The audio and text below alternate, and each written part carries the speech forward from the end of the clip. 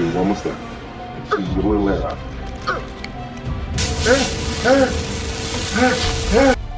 Hello दोस्तों, welcome to हॉररलैंड।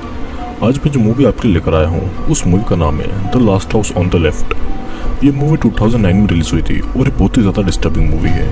तो मैं आपसे रिक्वेस्ट करूंगा कि आप इस वीडियो को एंड तक जरूर देखें।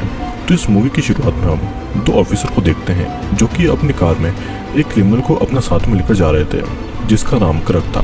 तभी रास्ते में रेलवे क्रॉसिंग आता है और वे लोग अपनी कार को वहाँ पर रोक देते हैं और इतने में एक दूसरी कार इनकी कार को टक्कर मार देती है जिससे कि दोनों ऑफिसर घायल हो जाते हैं। फिर दूसरी कार में दो लोग बाहर निकलते हैं जिनका नाम फ्रांसिस और सैडी था जो कि उस क्रिमिनल के साथ थे और उसे बचाने के लिए वहाँ पर आए हुए थे। फ्रांसिस क्रक का भाई था और सैडी क्रक की गर्लफ्रेंड। फिर इसके बाद वे तीनों मिलकर उन ऑफिसर को बुरी तरीके से मार देते हैं। अब सीन शिफ्ट होता है और हमें 17 साल की एक लड़की दिखाई जाती है जिसका नाम मेरी था जो कि एक स्विमर थी।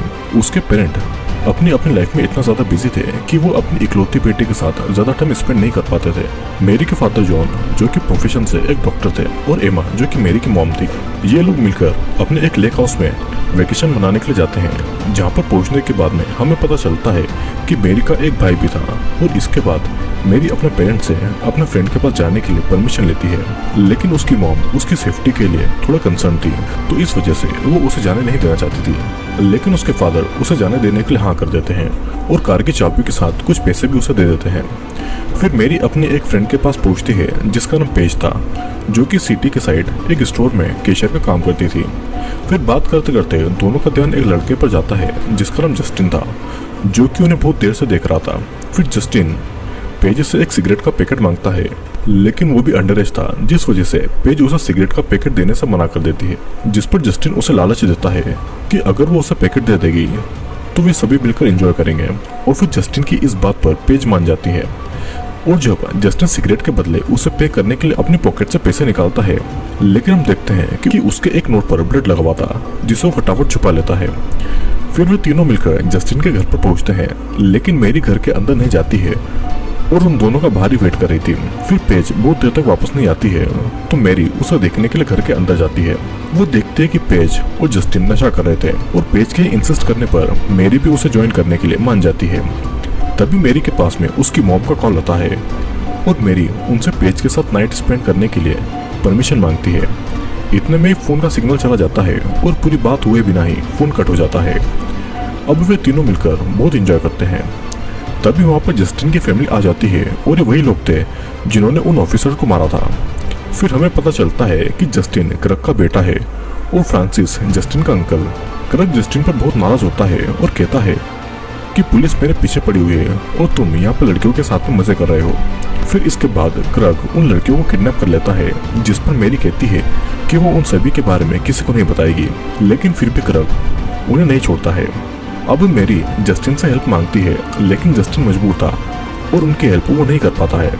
फिर पेज वहाँ से भागकर पुलिस को कॉल करने लगती है लेकिन फ्रांसिस उसे पकड़ लेता है और वो उसका फ़ोन तोड़ देता है और उसके साथ ही वे लोग मेरी का भी फ़ोन तोड़ देते हैं। अब बाद में वो लोग उन दोनों लड़कियों को किडनैप करके वहाँ से जाने लगते हैं और तभी रास्ते में मैगी को समझ आता है कि ये वही रास्ता है जो कि उसे लेक हाउस ले जाता है।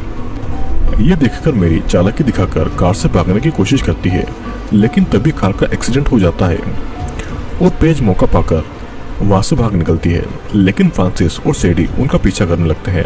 अब भागते भागते पेज एक फैक्ट्री की तरफ आ जाती है और वहाँ पर मदद के लिए पुकारने लगती है लेकिन इतने में ही वे दोनों आकर पेज को पकड़कर अपने साथ में वापस ले जाते हैं। अब क्रक जस्टिन से मेरी और पेज में से किसी का रेप करने के लिए उसे कहता है लेकिन जस्टिन ऐसा नहीं करना चाहता था और इधर पेज उन सभी को गाली देने लगती है जिस वजह से गुस्से में आकर क्रक और फ्रांसिस उसे चाकू से स्टेप करके मार डालते हैं। और फिर क्रक मेरी के पास में आकर बहुत ही बुरी तरीके से उसका रेप करता है और उसका रेप करने में सैडी भी उसकी हेल्प कर रही थी। फिर बाद में मेरी एक पत्थर उठाकर क्रैक के चेहरे पर मारकर वहाँ से भागने लगती है और भागते भागते वो नदी तक पहुँच जाती है।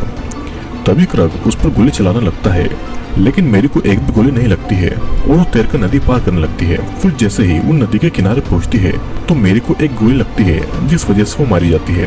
अब ये सभी लोग वहाँ से निकलकर एक लेक हाउस में मदद मांगने के लिए जाते हैं क्योंकि फ्रांसिस की नाक पर चोट लगी हुई थी और ये लेक हाउस एमा और जॉन का ही था यानी कि मेरी के पेरेंट का। लेकिन इन चारों को ये बात नहीं पता थी और इस वजह से ये लोग उन दोनों से हेल्प मांगते हैं। फिर जॉन और एमा उन्हें अंदर लेकर जाते हैं और जॉन फ्रांसिस का ट्रीटमेंट करता है। एमा फिर उन्हें आज की रात वहीं पर उनके गेस्ट हाउस में रुकने को कहती है, क्योंकि बाहर बहुत ही तेज बारिश हो रही थी और उन लोगों के पास में कोई गाड़ी भी नहीं थी। फिर एमा इन सभी को कॉफी बनाकर देती है और कॉफी खत्म करने के बाद में जब जस्टिन अपना केक रखने के लिए किचन में जाता है तो फ्रिज पर लगी हुई मैगी की फोटो को देखता है और उसे देखने के बाद में उसे पता चल जाता है कि एमा और जॉन मैरी के पेरेंट हैं, लेकिन वो ये बात किसी से नहीं कहता है। यहाँ पर अब जस्टिन को ये रिग्रेट हो रहा था कि अगर वो उन दोनों को अपने साथ में नहीं बुलाता तो वे दोनों आज जिंदा होती। फिर जस्टिन मैरी का लॉकेट किचन में रख देता है और अब वे चारों सोने के लिए चले जाते हैं। और यहाँ पर एमा और जॉन को बाहर से कुछ आवाजें सुनाई देती है, जिसे चेक करने के लिए वो अब बाहर जाता है तो देखता है कि मेरी जख्मी हालत में घर के बाहर पड़ी हुई थी। फिर वे दोनों मेरी को अंदर लेकर आते हैं और एमा मेरी की बॉडी से गोली निकालने के लिए किचन में कुछ सामान लेने के लिए जाती है तो उसकी नज़र मेरी के लॉकेट पर पड़ती है, जिसे लाकर वो जॉन को दिखाती है और कहती है कि जब मेरी बाहर गई थी तो इस लॉकेट को उसने पहन रखा था और उसे समझ में आ जाता है कि इस लॉकेट को जरूर जस्टिन ने वहाँ पर रखा होगा और इन सभी लोगों ने मेरी की हालत की है। अब जॉन मेरी का ट्रीटमेंट करता है और उसे समझ आ जाता है कि मेरी का रेप हुआ है। इसे देखकर जॉन को सभी पर बहुत गुस्सा आता है और फिर जॉन एमा से बोट की चाबी मांगता है और एमा उसे चाबी ढूंढकर दे देती है, जिसके बाद जॉन जाकर अपनी बोट को पानी में उतार देता है। इधर हम देखते हैं कि गेस्ट हाउस में वे सभी लोग सो रहे थे, लेकिन जस्टिन को नींद नहीं आती है और जस्टिन क्रक के पास में रखी हुई गन को उठा लेता है। इस तरफ एमा किचन में होती है और फ्रांसिस भी वहाँ पर आ जाती है। फ्रांसिस का ध्यान फ्रिज पर लगी मैगी के फोटो पर नहीं पड़े, इसलिए वो फ्रांसिस से फ्लर्ट करने लगती है और फिर उसे एक ड्रिंक बनाकर देती है। और इतने में ही फ्रांसिस बाहर हॉल में आ जाता है और वो मेरी को देख लेता है। तभी एमा पीछे से आकर फ्रांसिस पर हमला करती है और फ्रांसिस एमा को मारने की कोशिश करता है, लेकिन तभी वहाँ पर जॉन भी आ जाता है और फ्रांसिस के हाथों को घायल करके उसके सर में हथौड़ा घुसाकर उसे मार डालता है। अब दोनों गेस्ट हाउस में पहुंच जाते हैं और जस्टिन हाथ में गन लेकर वही बेड के पास में खड़ा होता है, लेकिन वो इन दोनों को कुछ नहीं करता है और गन जॉन को दे देता है। गन की आवाज सुनकर सैडी की नींद खुल जाती है और जॉन सैडी को शूट कर देता है, जिससे कि गोली उसे छूकर निकलती है और फिर वो भागकर बाथरूम में छुप जाती है। फिर एमा और जॉन सैडी को ढूंढकर मार देते हैं और क्रग भी खिड़की से कूदकर बाहर भागकर इन लोगों के घर में घुस जाता है। इधर हम देखते हैं कि क्रग घर में आ गया है और वो वहाँ पर अपने भाई की लाश देखता है। उसे वहाँ पर खून से सने हुए कुछ कपड़े भी दिखाई देते हैं। ये सब देखकर उसे कुछ समझ नहीं आ रहा था कि इन लोगों ने उसके भाई को क्यों मारा और अब ये उसे क्यों मारना चाहते हैं। तभी वो बोट में मेरी और एमा को देख लेता है और वो सब कुछ समझ जाता है।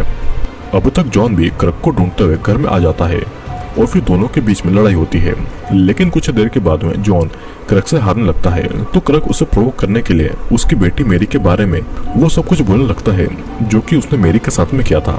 इसे सुनकर जॉन को और गुस्सा आने लगता है और फिर वो उठकर फिर से क्रग से फाइट करता है। इस बार क्रग जॉन को मारने वाला होता है कि तभी वहाँ पर क्रग का बेटा यानी कि जस्टिन आ जाता है और क्रग को अपने गन के पॉइंट पर ले लेता है, लेकिन क्रग उसे गन छीन लेता है और उसे मारने लगता है। तभी पीछे से एमा भी आ जाती है और जॉन और एमा मिलकर क्रग को पीटने लगते हैं, जिससे कि वो बेहोश हो जाता है। फिर अभी दोनों हस्बैंड वाइफ मेरी और जस्टिन को लेकर अपनी बोट में वहां से निकल जाते हैं। मूवी के आखिर में हम देखते हैं कि जॉन क्रग की बॉडी को काट कर उसे पैरालाइज कर देता है और फिर जब क्रग को होश आता है तो जॉन से पूछता है कि तुम डॉक्टर हो और तुमने मेरे साथ में क्या किया है, जिस पर जॉन उसे जवाब देता है कि अब इसमें तुम्हें मजा आने वाला है। और फिर वो क्रग के सिर को माइक्रोवेव में रखकर माइक्रोवेव को ऑन कर देता है, जिससे कि क्रग को तकलीफ होने लगती है और कुछ ही देर में क्रग का सर फट जाता है और वहीं पर मारा जाता है। और इसी के साथ में ये मूवी यहीं पर एंड हो जाती है। दोस्तों, इस मूवी में हमने एक 17 साल की लड़की मेरी को देखा, जिसके पेरेंट अपने काम की वजह से उसे समय नहीं दे पाते थे, लेकिन वो उसे टाइम देने के लिए वेकेशन पर जाने का प्लान करते हैं। फिर वो अपने जंगल में बने एक लेक हाउस पर आते हैं, जहाँ पर मेरी अपने फ्रेंड के साथ में एक लड़के के घर पर जाती है, जहाँ पर उन्हें किडनैप कर लिया जाता है। वे लोग मेरी का रेप भी करते हैं और उसे मारने की कोशिश भी करते हैं, लेकिन जब मेरी के पेरेंट को इस बारे में पता चलता है तो वे उन सभी लोगों से अपनी बेटी के रेप का बदला लेता। दोस्तों, इस मूवी में हमने देखा कि कैसे एक पिता ने अपनी बेटी के रेप का बदला उन लोगों को बड़ी बेरहमी से मार कर लिया। वो देखा जाए तो मेरी के पेरेंट ने ठीक ही किया, क्योंकि अगर उन रेपिस्टों को कानून के हवाले भी कर दिया जाता तो फिर से छूटकर वो लड़कियों के साथ में बुरी हरकत करते हैं। मेरा तो ऐसा मानना है कि हर रेपिस्ट के साथ में ऐसा होना चाहिए ताकि किसी भी लड़की के साथ में रेप ना हो। दोस्तों मैं उम्मीद करता हूँ कि आपको ये वीडियो पसंद आएगा। वीडियो अगर पसंद आया हो तो वीडियो को लाइक करके कमेंट जरूर करना। मैं आपके हर कमेंट का रिप्लाई जरूर करूँगा। तो अब मैं आपसे मिलूंगा अगले वीडियो में।